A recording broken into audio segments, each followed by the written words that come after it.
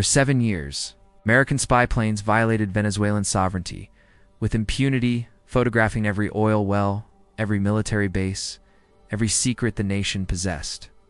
Venezuela never knew, till the day a brown envelope arrived in Caracas, and everything changed. They had photographed everything. Every oil derrick in Lake Maracaibo, every refinery along the Caribbean coast, every pipeline snaking through the jungle, every military installation Venezuela believed was hidden from the world. The Americans had seen it all, mapped it all, documented it all, and Venezuela had never known.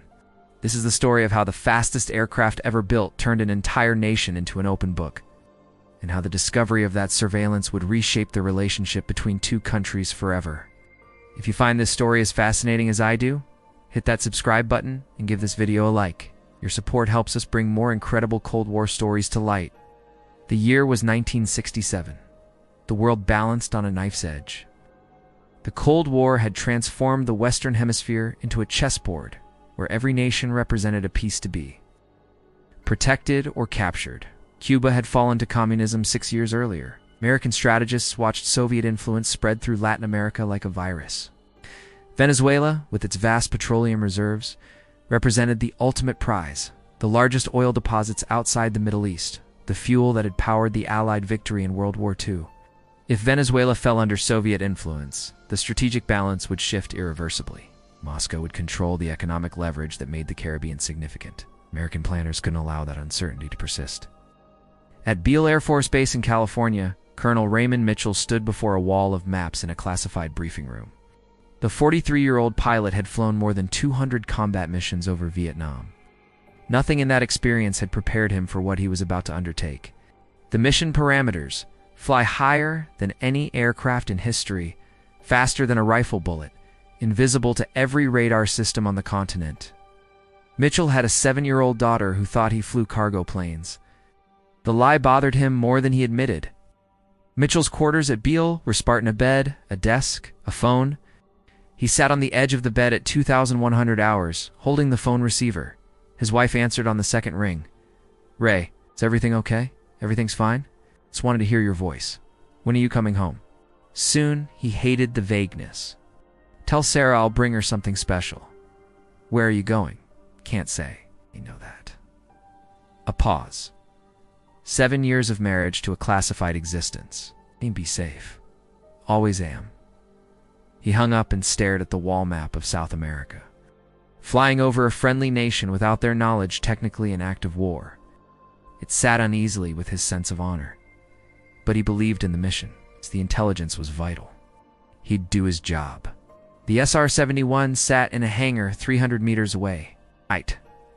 Its black titanium skin swallowing sunlight like a creature from another world. The Lockheed SR-71 Blackbird represented the absolute pinnacle of human aviation engineering. A machine so advanced that even its basic specifications remained classified for decades. Development began in the late 1950s, when the Central Intelligence Agency approached Lockheed's secretive Skunk Works division with an impossible requirement: build an aircraft that could fly higher and faster than anything the Soviet Union could intercept. A platform to replace the U-2 spy plane after Francis Gary Powers was shot down over Soviet territory on May 1, 1960. The legendary engineer Clarence Kelly Johnson assembled a team of the most brilliant aerospace minds in America. The technical problems they faced seemed insurmountable. No existing materials could withstand the temperatures generated by sustained flight at 3 times the speed of sound. The leading edges of the aircraft would heat to 600 degrees Fahrenheit, hot enough to glow visibly in low light conditions. Conventional aluminum would soften and deform at such temperatures. Steel would be too heavy for the performance envelope required. The solution came from an unexpected source: titanium, a metal that was extraordinarily difficult to work with and expensive to obtain, but which possessed the unique combination of strength, heat resistance, and weight that the design demanded. But obtaining sufficient titanium presented its own seemingly impossible challenges. The Soviet Union controlled the world's primary supply of high-quality titanium, creating an absurd situation where America's most secret aircraft would have to be built from Soviet materials. The CIA established an elaborate network of shell companies and false end-user certificates to purchase titanium from Soviet sources without revealing its ultimate destination. The irony was not lost on anyone involved. The aircraft designed to spy on the Soviet Union would be constructed from Soviet raw materials procured through the very intelligence tradecraft that made such surveillance necessary. The titanium itself was brutally difficult to machine. It galled and tore under conventional cutting tools. It had to be worked with specially hardened bits and cooled with specific fluids. The entire manufacturing process had to be reinvented. Workers wore gloves to prevent skin oils from contaminating the metal, as even fingerprints could cause stress fractures when the material was heated to operational temperatures. But solving the titanium challenge only revealed another impossibility. At Mach 3, the aircraft's skin would heat to temperatures that would vaporize conventional jet fuel in the tanks. Even the fuel lines would become hot enough to ignite standard aviation fuel. The solution required inventing an entirely new kind of fuel, JP-7, specially formulated propellant with such a high flash point that it was essentially impossible to ignite under normal conditions. A lit match dropped into a container of JP-7 would simply extinguish without igniting the fuel. You could throw a burning torch into a pool of JP-7 and it would go out. This extreme stability presented its own problems. Starting the engines required a completely separate ignition system using trefilbarane, pyrophoric chemical that burst into brilliant green flame on contact with air. The chemical was so reactive that it had to be stored in special containers and handled with extraordinary care. Ground crews loading it wore protective equipment and worked in isolation from other personnel. The entire fuel system had to be redesigned from scratch to accommodate this unusual propellant. The SR-71 actually leaked fuel on the ground. The tanks were designed with such tight tolerances for high altitude operations that they wouldn't seal properly until the metal expanded from heat during flight. The aircraft sat on the tarmac in pools of JP-7 until it reached operational speed and temperature, at which point the tank seams would seal themselves. The official top speed was listed as Mach 3.2, over 2,100 miles per hour. But pilots whispered of pushing beyond Mach 3.5, approaching 2,400 miles per hour, fast enough to outrun anything in existence. Fast enough to cross the entire United States in just over an hour. The operational ceiling exceeded 85,000 feet, a realm where the sky turned purple and Earth's curvature became visible to the naked eye, where astronaut wings were earned, where space itself was only 15 miles above.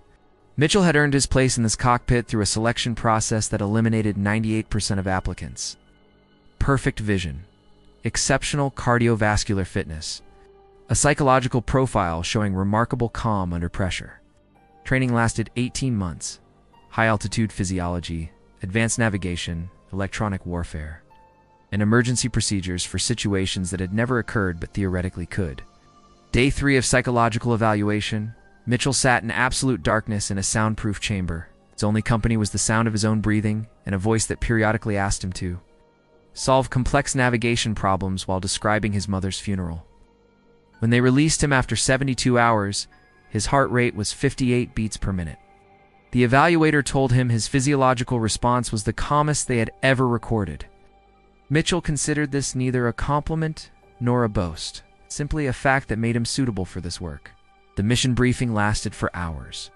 Intelligence officers detailed every known radar installation in Venezuela, every military airfield, every surface-to-air missile battery that Soviet advisors had helped install. The room was cold, kept at precisely 68 degrees to preserve the classified maps and documents that covered every surface. Patricia Worthington, career intelligence analyst who had spent 15 years studying Latin American petroleum infrastructure, had spent 3 months preparing the target package. She was known throughout the intelligence community for her meticulous attention to detail and her refusal to make assumptions unsupported by hard data. She tapped the map with her pointer. "Gentlemen, what you're looking at represents 40% of OPEC production capacity outside the Middle East. During World War II, Venezuelan petroleum fueled the Allied war machine when European and Asian sources were inaccessible." She paused, letting that sink in. "If the Soviets gain influence here, every contingency plan we have becomes obsolete. Every strategic calculation changes. The balance of power in this hemisphere shifts decisively." A colonel from Strategic Air Command shifted uncomfortably in his seat. "The Venezuelans are friendly. We have oil company investments there. American personnel on the ground. This seems premature? Worthington cut him off, her voice sharp. Soviet advisors have appeared in Caracas with increasing frequency over the past 18 months. We've identified at least 15 KGB officers operating under diplomatic cover. Cuban intelligence operatives DGI officers trained in Moscow have been identified in Venezuelan universities and labor unions, actively recruiting assets and building networks. The political trajectory is unclear, and when it becomes clear, it may be too late to respond effectively. She looked directly at Mitchell. Your mission is to ensure we're not flying blind when that trajectory becomes clear. We need to know what we're protecting, what's vulnerable, what could be denied to us if the political situation changes. The maps showed the concentration of petroleum infrastructure around Lake Maracaibo in extraordinary detail. Every platform marked, every pipeline traced, every processing facility identified. The refineries along the Caribbean coast were color-coded by capacity and product type. Pipeline networks connecting production facilities to export terminals were shown in different colors based on the grade of crude they carried. Each element represented a potential vulnerability a target adversaries might disrupt or the United States might need to protect, or in a worst-case scenario, might need to deny two hostile powers. Worthington continued. Lake Maracaibo alone produces over 2 million barrels per day. The refinery complex at Punto Fio processes another 635,000 barrels daily.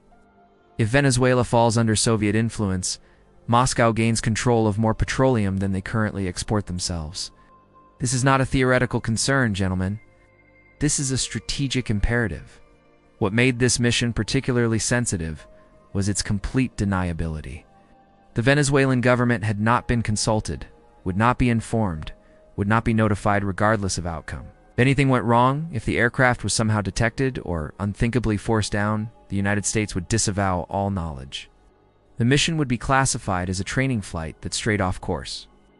Mitchell and Hendricks would be intelligence officers who exceeded their authority. Mitchell understood perfectly. The aircraft he would fly was itself a state secret. Its capabilities were classified at levels that prevented most government officials from knowing they existed. He also understood the engineering marvel he was about to fly, made such scenarios almost inconceivably unlikely. The SR-71 had never been intercepted, never been forced down, never even been conclusively detected by hostile radar systems. Preparation began 12 hours before scheduled takeoff.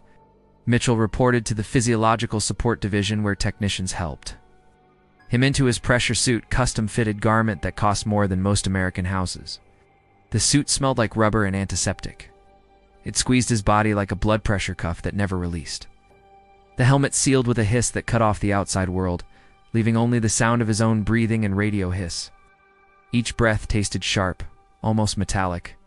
The suit was essential for survival at operational altitude where atmospheric pressure dropped to less than 1% of sea level. Without it, a pilot's blood would boil in his veins, a condition called embolism that resulted in rapid death. Fitting took 2 hours. Every seal verified. Every connection tested. Every backup system confirmed functional. Mitchell breathed pure oxygen for 90 minutes before flight, purging nitrogen from his bloodstream to prevent decompression sickness. He ate a carefully calculated meal designed to minimize gastrointestinal gas production at altitude mundane, consideration that could prove fatal at 85,000 feet. His reconnaissance systems officer, Major Thomas Hendricks, underwent identical preparation in an adjacent room. The two men had flown together for 14 months, developing the intuitive communication that high-performance aviation demanded.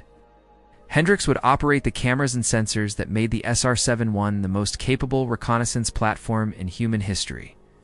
His station in the rear cockpit contained controls for multiple camera systems, side-looking radar, electronic intelligence gathering equipment, and navigation computers, among the most advanced in existence.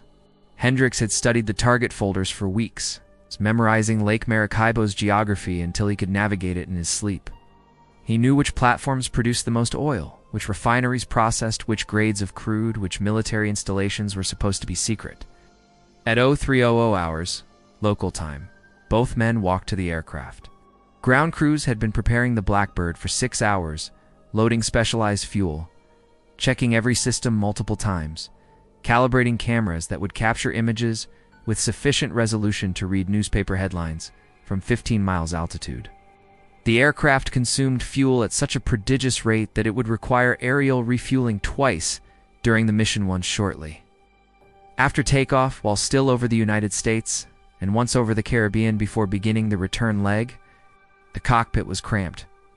Coffin tight, Mitchell wedged himself into the ejection seat, feeling pressure points where survival equipment dug into his ribs. The instrument panel glowed with data from dozens of systems. Though his primary references during high-speed cruise were remarkably simple: airspeed, altitude, heading, engine performance, everything else was monitored by automated systems or by Hendricks in the rear cockpit. Engine start sequence began precisely on schedule. The two Pratt & Whitney J58 engines represented another engineering miracle, power plants producing 34,000 pounds of thrust each while operating in temperatures that would melt conventional materials. At cruise speed, the engines functioned as ramjets, using the aircraft's velocity to compress incoming air rather than relying on mechanical compressors. This design allowed sustained operation at speeds that would destroy any other engine. The takeoff roll consumed nearly the entire runway. Unlike conventional aircraft, the SR-71 accelerated slowly at low speeds. Its engines optimized for the high-altitude regime where it would spend most of its mission time. Mitchell felt familiar vibration as wheels left concrete, then smooth transition to flight as landing gear retracted. Within minutes, they climbed through 30,000 feet, already higher than most commercial aircraft ever flew. The first refueling occurred over Nevada. KC-135 tanker had launched an hour earlier, positioning itself along the planned flight path. The rendezvous required precise coordination. The SR-71 had to slow dramatically to match the tanker's speed. This was one of the most dangerous phases of any Blackbird mission. The aircraft handled poorly at low speeds and consumed fuel at maximum rate while waiting for the tanker to transfer its load. "Tanker at 2 o'clock, 5 miles, Hendricks called out.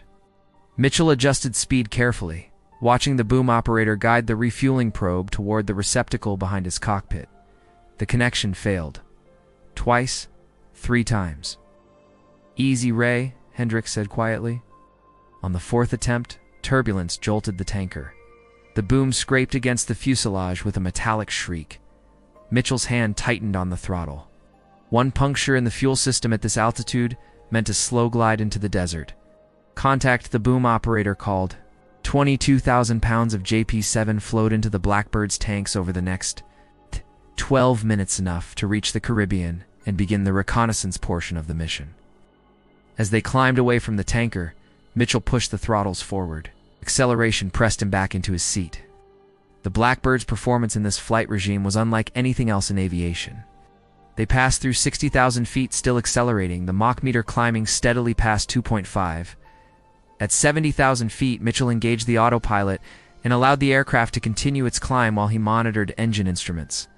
At Mach 3.2, the cockpit shook with a high-frequency vibration that blurred the instruments. Mitchell's vision narrowed as acceleration pressed him into his seat. The outside temperature gauge read -70 degrees Fahrenheit, while leading edges glowed at 600. The SR-71 existed in multiple temperature zones simultaneously, an aircraft that shouldn't work, but somehow did. The view from 83,000 feet defied description. Above, the sky was not blue but deep purple, almost black, with stars visible even in daylight. Below, Earth curved noticeably at the horizon. Cloud formations appeared as textured white blankets far beneath their altitude. They flew in a realm between sky and space, too low for orbital mechanics, but too high for conventional aviation. Utterly alone, separated from the rest of humanity by 15 miles of increasingly thin atmosphere. The route to Venezuela crossed the Gulf of Mexico at an angle designed to minimize time over Cuban airspace. Even at 85,000 feet, even at 3 times the speed of sound, mission planners preferred to avoid direct overflight of Soviet-eyed territory. Below, on the northern coast of Cuba, a radar operator named Luis Gonzalez sat at his console watching the screen. A blip appeared, moved impossibly fast, disappeared. He blinked, checked his calibration. The target had been there and gone in seconds, moving faster than anything in his experience. He started to reach for the phone, then stopped. Soviet advisors had told him the Americans had fast aircraft. But nothing that fast, nothing that high. Must be a glitch. He made no report. Years later, after the truth came out, Gonzalez would realize what he'd seen. The knowledge would haunt him that he'd been one of the few people on Earth who'd actually detected an SR-71, and he'd dismissed it as instrument error. Major Hendricks activated the camera systems as they crossed the Venezuelan coastline. "Systems hot," he reported. "Primary camera nominal, secondary online." Panoramic activated, the aircraft carried 3 primary camera packages. 2 were mounted in the nose section, providing forward and oblique photography with resolution capabilities that remained classified for decades. The third was a panoramic system that captured imagery in a continuous strip along the flight path. The optical engineering that made these cameras possible represented achievements that rivaled the aircraft itself. Lenses ground to tolerances measured in wavelengths of light, assembled in clean rooms more sterile than hospital operating theaters. Each camera contained stabilization systems that compensated for the aircraft's vibration, maintaining image sharpness despite tremendous forces generated by supersonic flight. The TEOC Technical Objective Camera was the most remarkable system. This device could photograph objects as small as 18 inches across from 80,000 feet. The camera operated through a complex system of prisms and mirrors that compensated for the aircraft's forward motion, freezing the image on film despite tremendous ground speed. Each photograph covered approximately 10 miles with sufficient resolution to identify not just vehicles, but specific vehicle types. Not just buildings, but individual features of those buildings. Together, these systems gave the SR-71 reconnaissance capabilities. No other platform could match the ability to document an entire nation's infrastructure in a single pass. "First target in 30 seconds, Hendricks announced. Mitchell maintained precise altitude and heading. From 15 miles up, the individual platforms were invisible to the naked eye. But through breaks in clouds, Lake Maracaibo appeared as a vast gray mirror studded with thousands of drilling platforms, a forest of steel rising from the water. This vast body of water, connected to the Caribbean by a narrow strait, contained some of the richest oil deposits in the Western Hemisphere. The history of Lake Maracaibo petroleum production stretched back to 1914, when the first commercial wells were drilled along the eastern shore. The lake's shallow waters had proven ideal for offshore drilling, and over the following decades, a forest of derricks had grown across its surface, transforming it from a fishing ground into one of the most important petroleum production zones on Earth.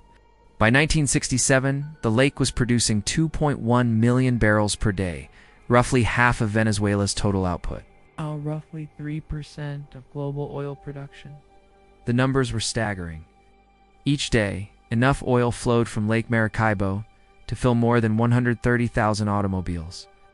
The infrastructure required to support this production was immense. Pipelines crisscrossed beneath the water, connecting individual wells to collection facilities. Pump stations maintained pressure throughout the system. Processing plants separated oil from water and natural gas. Support vessels moved constantly between platforms, delivering supplies and rotating crews in a choreographed dance that never stopped, 24 hours a day, 365 days a year. American oil companies had built much of this infrastructure and maintained significant ownership stakes in the producing fields. Creole Petroleum, a subsidiary of Standard Oil, operated the largest concessions with more than 1,500 wells scattered across the lake. Shell, Gulf, and Mobile held smaller but still substantial positions. These investments gave the United States both economic interest in Venezuelan stability and detailed knowledge of the petroleum infrastructure that complemented the intelligence gathered by reconnaissance aircraft. The oil company engineers who maintained the Lake Maracaibo facilities provided human intelligence that validated what the cameras observed from 15 miles up, creating a comprehensive picture of Venezuelan capabilities. Target acquisition confirmed, Hendricks said. Image quality excellent, getting everything. Each frame contained enough detail for analysts to count the number of workers on each platform, to estimate production rates from visible equipment configuration, to assess the infrastructure that supported this vast industrial complex. Analysts back at NPIC would spend weeks examining these photographs, building assessments of production capacity, identifying vulnerable points in the distribution network, mapping emergency response capabilities. The Venezuelan workers below had no idea they were being photographed. No awareness an aircraft was passing overhead at speeds that would carry it from one end of the lake to the other in less than 2 minutes. No concept that technology existed capable of such surveillance. That cameras could resolve individual human figures from altitudes where the air was too thin to breathe. Then it happened. Ow. Ray, I've got a problem back here. Hendrix's voice was calm but urgent. Talk to me. Primary camera. Shh. Film advance mechanism is jamming. Intermittent. If it fails completely. Can you clear it? A pause. Working on it. Mitchell maintained heading. Watched the clock. Reconnaissance pass across Venezuela would last 17 minutes, covering more than 600 miles. If they lost the primary camera, half the mission's intelligence value would disappear. Got it, Hendrix said finally. Manual override engaged. We're good. Copy. Professional aviators. Dealing with problems mechanically. No panic. Just solutions. Petroleum refineries along the eastern coast came next. These massive industrial facilities processed crude oil into the gasoline, diesel, jet fuel, and petrochemicals that drove the modern economy. Their strategic importance was obvious. Destroy those refineries, and Venezuelan oil production would become nearly worthless. Merely crude oil with no way to transform it into usable products. Protect them, and the nation retained the economic leverage that made it significant on the world stage. American analysts needed to know every detail of those facilities, their processing capacity, their vulnerability to disruption, their ability to handle different grades of crude oil, their storage capabilities, their distribution networks. The cameras captured it all. Cracking towers that separated crude oil into different hydrocarbon fractions. Catalytic converters that transformed heavy oils into lighter, more valuable products. Storage tank farms that held millions of gallons of refined products awaiting shipment. Loading facilities where tanker ships took on cargo bound for markets around the world. Power plants that generated the electricity to run the refineries. Cooling systems that managed the tremendous heat generated by the refining process. Hendrix announced each target as it passed beneath them, his voice calm and professional, confirming that automated systems were capturing imagery exactly as planned.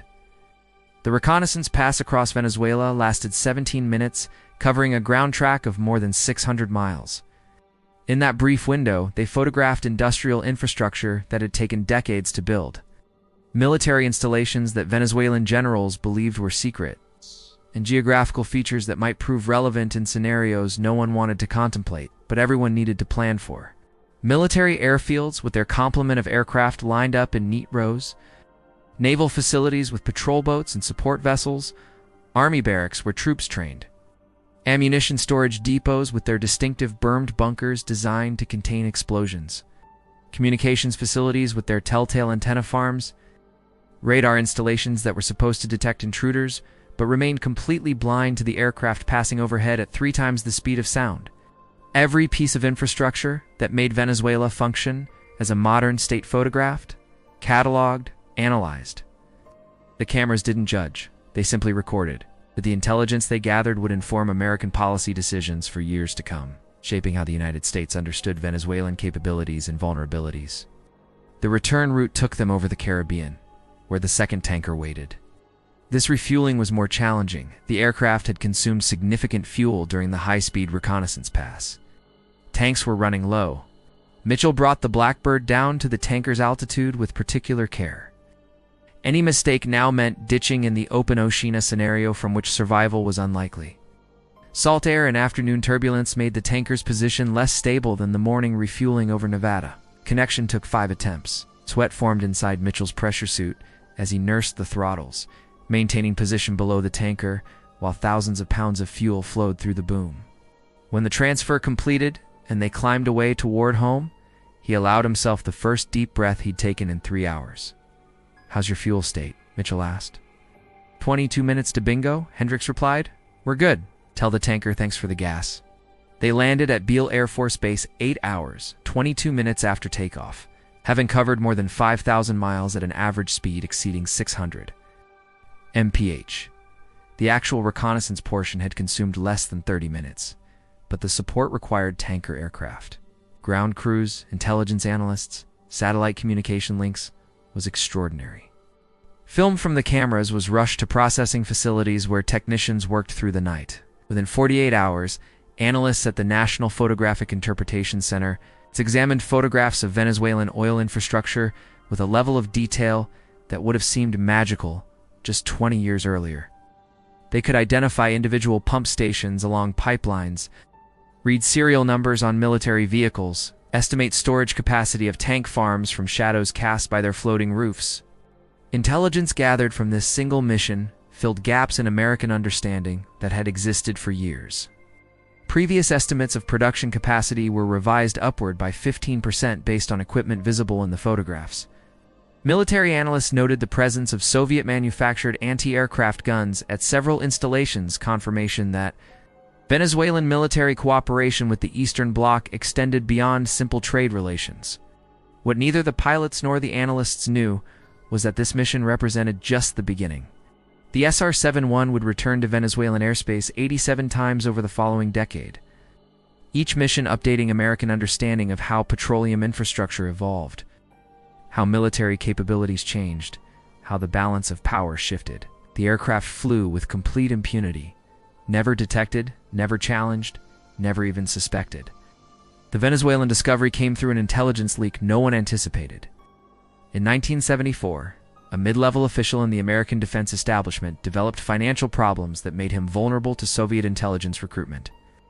Over 3 years, this individual provided the KGB with extensive documentation about American reconnaissance capabilities, including details of SR-71 operations over various countries. The Soviets, eager to embarrass their American rivals, shared portions of this information with friendly governments throughout Latin America. The Venezuelan Minister of Defense received a brown envelope through channels he never disclosed publicly.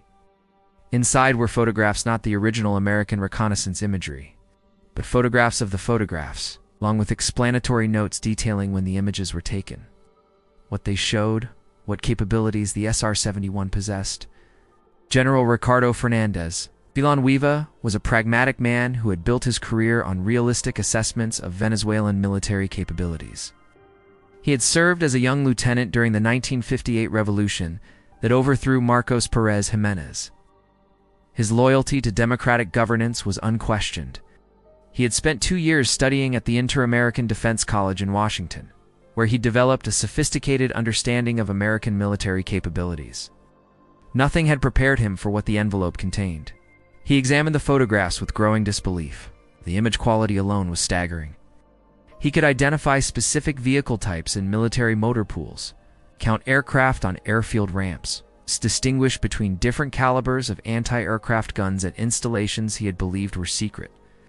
The Americans had photographed training exercises conducted under strict security protocols, captured images of fuel storage facilities that were supposed to be camouflaged, documented the exact layout of ammunition bunkers that existed on no public maps.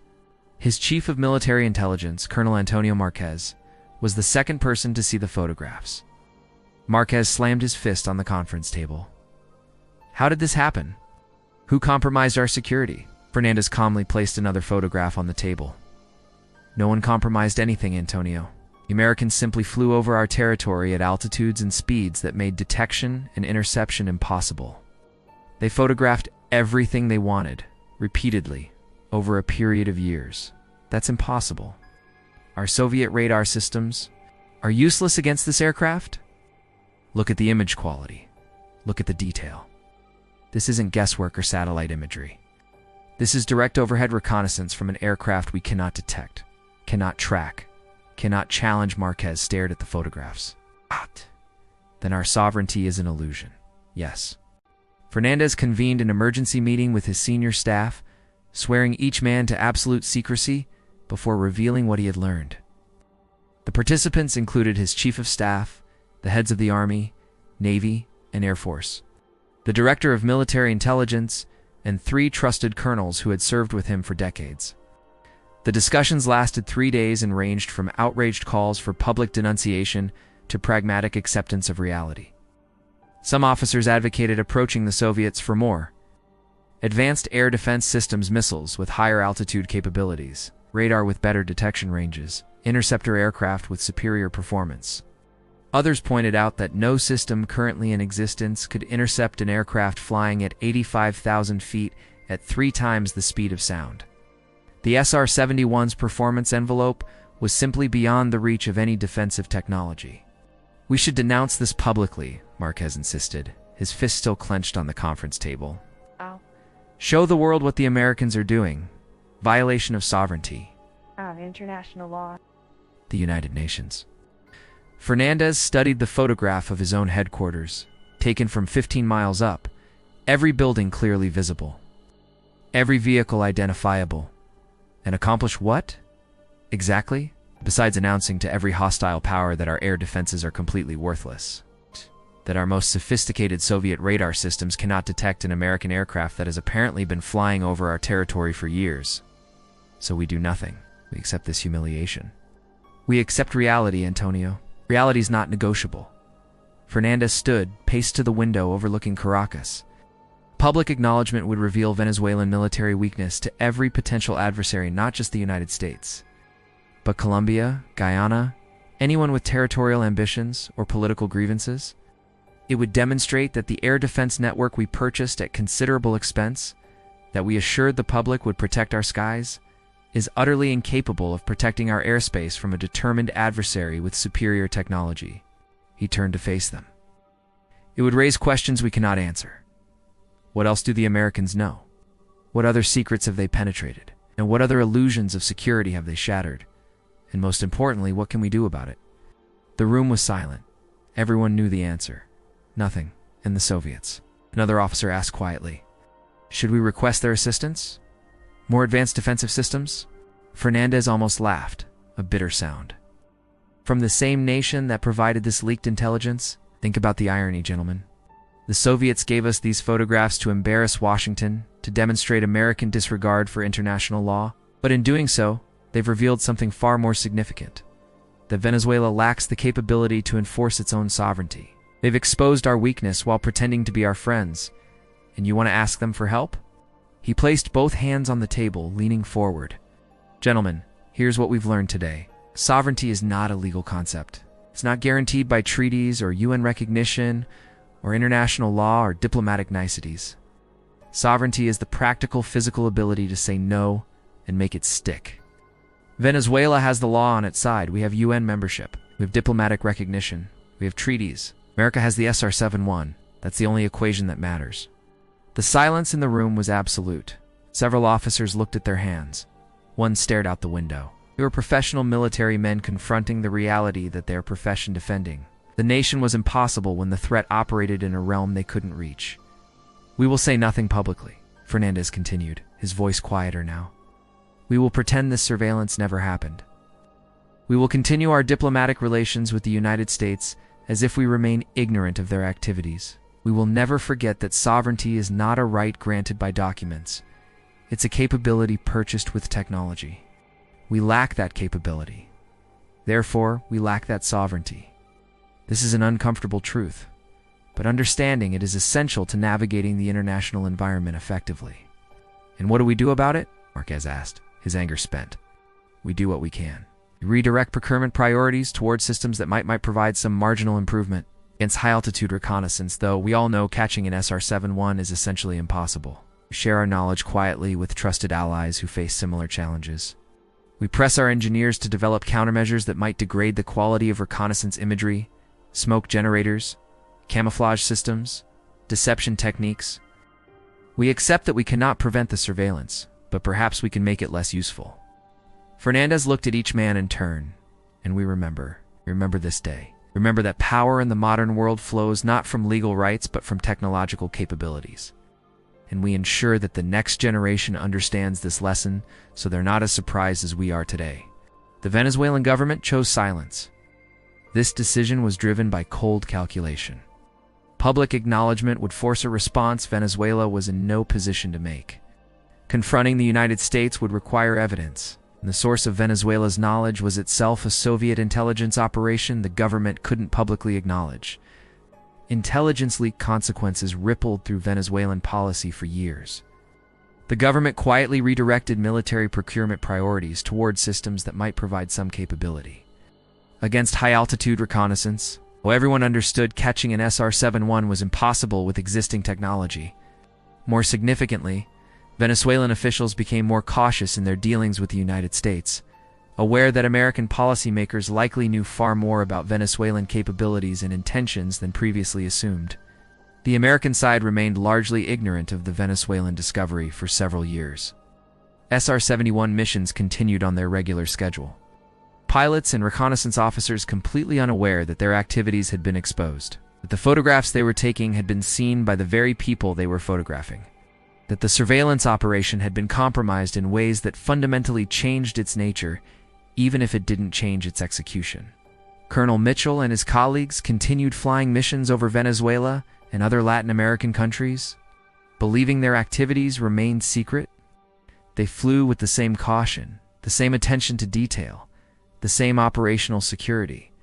The culture of secrecy that pervaded the SR-71 program created information silos that were simultaneously its greatest strength and its most significant weakness. Each element of the operation knew only what it absolutely needed to know to perform its assigned function. Pilots understood their aircraft intimately.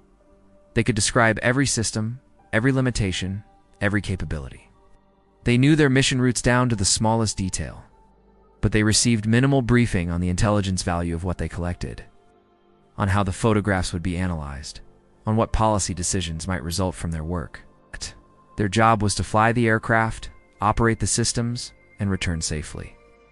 Everything else was someone else's concern. Analysts studied the photographs with extraordinary care, examining every frame for significant details that might inform American understanding of Venezuelan capabilities. But they knew very little about how the images had been obtained, about the risks involved in the collection process, about the complex aerial refueling operations, and the physiological challenges faced by the crews. Their job was to extract intelligence from imagery, not to understand how that imagery had been acquired. Security personnel monitored for leaks, investigated potential compromises, maintained the compartmentalization that kept different parts of the program isolated from each other. But they couldn't share what they learned with operational units without risking further compromise.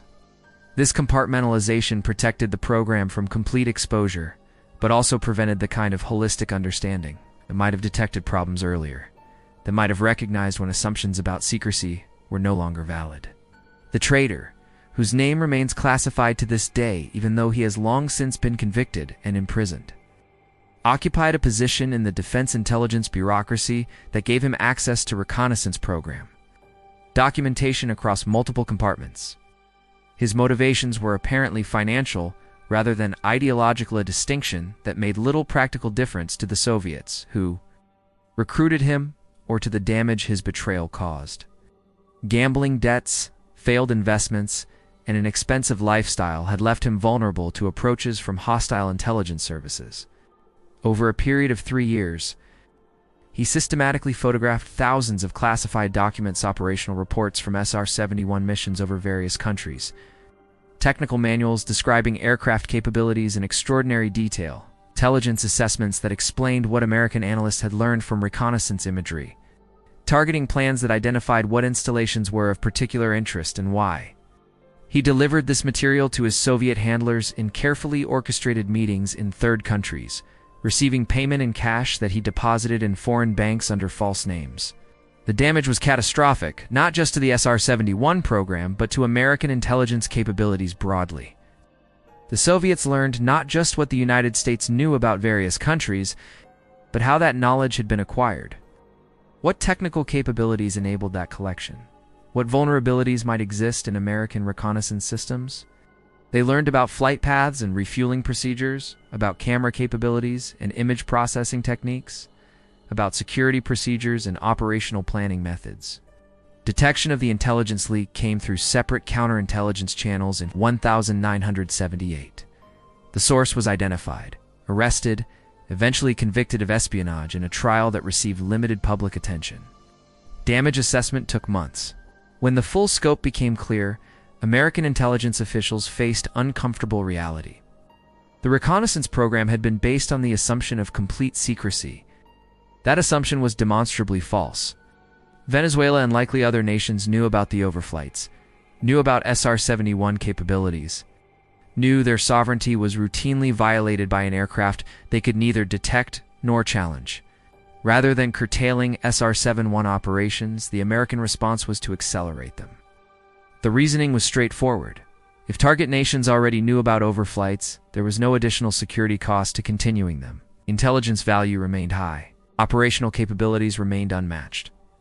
Venezuela might know it was being photographed, but there was nothing Venezuelan military forces could do about it. This calculation proved correct. Venezuelan officials, having accepted the reality of their vulnerability, took no public action that might reveal the extent of their knowledge. The SR-71 continued to photograph Venezuelan territory throughout the late 1970s and into the 1980s, documenting the evolution of petroleum infrastructure, tracking military acquisitions, monitoring political developments. The relationship between the two nations during this period was characterized by peculiar duality. On the surface, diplomatic relations proceeded normally: trade, negotiations, cultural exchanges, routine interactions. Beneath that surface, both governments understood the United States possessed surveillance capabilities that rendered Venezuelan secrecy meaningless. While Venezuela possessed knowledge of those capabilities, it could never publicly acknowledge. Each side maintained the fiction of normal relations, while understanding the asymmetric reality that defined their interaction. Mitchell retired from the Air Force in 1979, having accumulated more flight hours in the SR-71 than any other pilot. His service record noted numerous commendations for exceptionally meritorious service. Though specific missions that earned those commendations were described only in vague terms, he never spoke publicly about his flights over Venezuela, bound by secrecy agreements that extended beyond his military career. Hendricks continued flying reconnaissance missions until 1982, when a medical condition grounded him permanently. His expertise in photographic interpretation led to a second career as civilian contractor, analyzing the same types of imagery he had once helped collect. He died in 2003 without ever publicly discussing his role in the Venezuelan surveillance program. Venezuelan officials who learned of the American overflights similarly carried their knowledge in silence. Fernandez retired in 1981 after suffering a heart attack his physicians attributed to years of stress. His memoirs, published posthumously, contained only oblique references to intelligence matters, carefully worded passages that hinted at knowledge he couldn't directly share. The SR-71 program continued until 1990, when the last operational aircraft was retired in a ceremony at Edwards Air Force Base. Official justification was cost. The specialized support requirements made it extraordinarily expensive to operate. Satellite reconnaissance had also advanced significantly, providing some capabilities that reduced the unique value of the SR-71. Critics argued nothing could truly replace the Blackbird's combination of speed, altitude, and operational flexibility. But budgetary pressures in the post-Cold War environment made their arguments politically untenable. Declassification of SR-71 operations over Latin America came gradually, beginning in the late 1990s and continuing into the 21st century. Light documents released under the Freedom of Information Act confirmed what Venezuelan officials had learned decades earlier. Reconnaissance flights had been extensive, covering not just petroleum infrastructure but every aspect of Venezuelan national capability that American analysts deemed significant. The photographs existed, thousands of them archived in facilities most Americans never knew existed. Venezuelan reaction to these disclosures was muted. A generation had passed since the original flights. Younger officials had no personal memory of Cold War tensions that had driven the surveillance program. Older officials who remembered were largely retired or deceased. The historical significance was acknowledged in academic circles, but there was no public outcry, no diplomatic incident, no demand for explanation or apology. The ground crews who supported these missions were equally essential and equally anonymous. They maintained aircraft that operated under conditions no other machine had ever experienced, where temperatures ranged from -60 degrees Fahrenheit in the cockpit to 600 on the leading edges, where standard tools and standard procedures simply didn't work. They loaded cameras that cost more than houses and contained technology that remained classified for decades, optical systems so sophisticated that they required special handling procedures and climate-controlled storage facilities. They worked impossible hours under security restrictions that prevented them from explaining their dedication to anyone outside the program, unable to tell their families what they did, unable to share their pride in maintaining the most advanced aircraft ever built. After 8 hours in the pressure suit, Mitchell would be unable to straighten his back for an hour, his body compressed by the constant squeeze of the suit pressing against him. Small price for making history, he thought. Small price for serving his country in ways that would never be publicly acknowledged. The ground crews understood this too, the cost of service in the shadows. The satisfaction that came from knowing you'd done something extraordinary, even if no one could ever know exactly what. Intelligence analysts who processed the resulting imagery performed work that was both technically demanding and strategically vital. They examined thousands of photographs with magnifying equipment, identifying significant details that untrained eyes would miss entirely. They could distinguish between different models of trucks based on minor variations in body shape. They could identify specific aircraft types from the unique shadow they cast. They could estimate the capacity of fuel storage tanks by measuring their dimensions from overhead imagery and calculating their volume. They built assessments of Venezuelan capabilities that informed American policy at the highest levels, providing the raw intelligence that policymakers needed to make informed decisions about everything from trade agreements to contingency planning for potential conflicts. They maintained the security of their work with the same dedication as the pilots and ground crews, understanding that exposure would compromise not just past missions but future ones as well. They worked in secure facilities where every document was accounted for, where every photograph was tracked from development through analysis to final archiving, where security clearances and need-to-know restrictions governed every aspect of their professional lives. The story of the SR-71 over Venezuela is ultimately a story about capability and its limits. The aircraft itself represented the limit of what aerospace engineering could achieve with 1960s technology. Machines so advanced that its basic parameters remained unmatched for decades after it was retired. Even today, no aircraft can fly as high or as fast as the SR-71. Modern reconnaissance relies primarily on satellites and drones, trading the Senior 71's speed and altitude for persistence and stealth, but nothing has matched the Blackbird's combination of capabilities. The surveillance it conducted represented the limit of American intelligence gathering at the time, providing detail and coverage that no other platform could match. The resolution of the imagery, the flexibility of the platform, the ability to respond quickly to new intelligence requirements, these capabilities made the SR-71 invaluable, despite the enormous cost of operating it.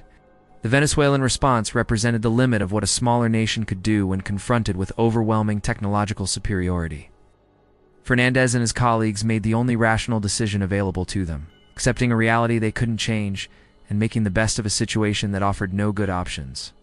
These limits defined the Cold War in ways nuclear weapons and diplomatic confrontations never quite captured. The balance of terror between superpowers received most attention, but the day-to-day reality of the conflict was about information and access. Knowing what adversaries and allies were doing while ensuring they knew as little as possible about your own activities. The SR-71 was the ultimate expression of American capability in this shadow war, an aircraft that could go anywhere, see anything, and return home before anyone knew it had been there. The photographs remain archived in climate-controlled facilities in Maryland and Virginia.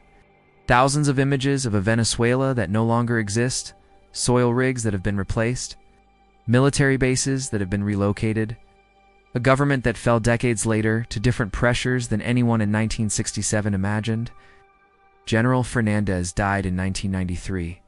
At his funeral, 3 of the officers from that emergency meeting in 1974 stood together in silence. None spoke about what they'd learned that day. Some secrets you carry to the grave. Colonel Mitchell outlived him by 11 years. Died in 2004.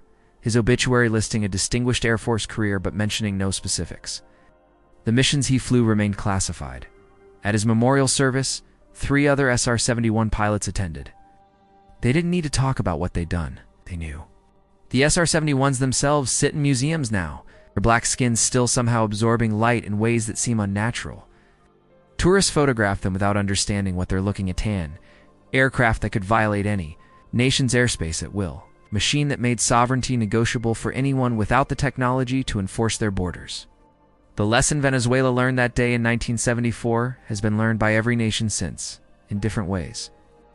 When American drones appeared over Pakistan, when Chinese satellites mapped the South China Sea, when Russian cyber attacks penetrated Estonian networks, each was a fresh iteration of the same truth.